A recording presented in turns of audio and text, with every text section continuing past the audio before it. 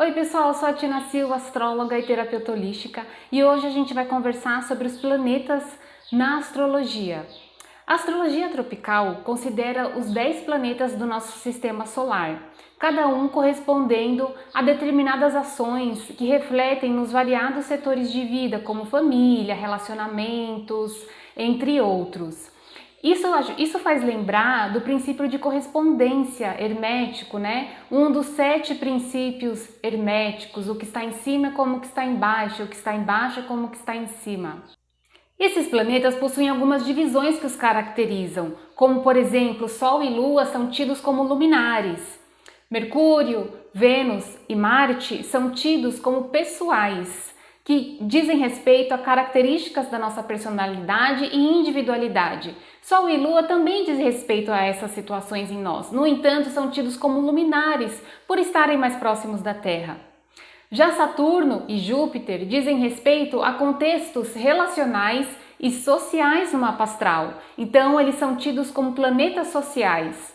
Já Urano, Netuno e Plutão são chamados de planetas geracionais, porque o signo que eles estão marcam toda uma geração, com aquelas características de maneira geral. Então, em um mapa astral, para verificar situações mais específicas da individualidade, é interessante olhar pela casa onde eles estão. Cada um desses planetas possui suas próprias correspondências. De maneira resumida, o Sol diz respeito à nossa identidade, ao nosso ser mais interior. A Lua está relacionada às nossas emoções, a oscilações de humores. Mercúrio está relacionado à comunicação, às trocas, à interação. Vênus corresponde às relações sociais, aos prazeres, às satisfações e valores da vida. Marte está relacionado com a nossa ação, o nosso impulso, o nosso vigor, o nosso desejo de realizar e conquistar as coisas. Júpiter está relacionado com a ampliação do conhecimento, as conexões estrangeiras, o contato com a lei, a ética e a busca por filosofias.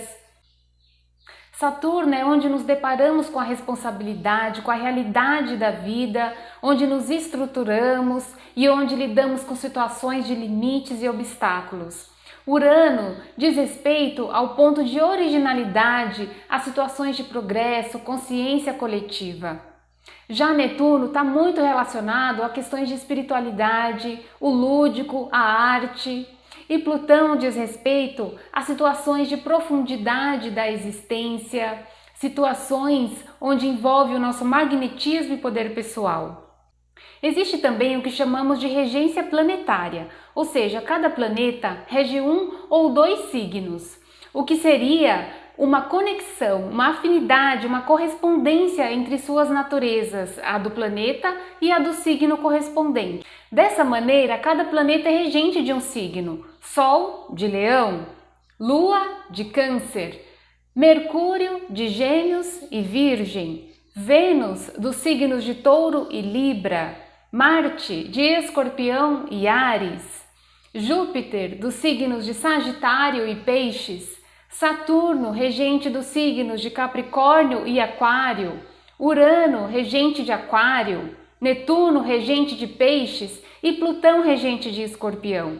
Notem que 3 desses signos possuem 2 planetas regentes. Peixes possui o planeta Júpiter como regente clássico e o seu regente moderno, Netuno. Escorpião possui como planeta regente clássico, Marte e como planeta regente moderno, Plutão.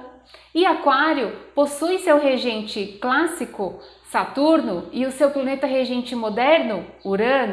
Agora, sobre o planeta regente do ano, do ano em questão, do ano vigente, eu não utilizo essa prática devido à falta de fundamentos que sejam suficientes para validarem essa prática, Dentro da minha formação, não me deparei com esse tipo de fundamentos e vendo também outros astrólogos, outras visões, acabei tendo essa mesma perspectiva, né? Essa prática era utilizada pelos povos caldeus e na época era considerado até o planeta Saturno, ou seja, Urano, Netuno e Plutão não entrariam dentro dessa tabela, tá?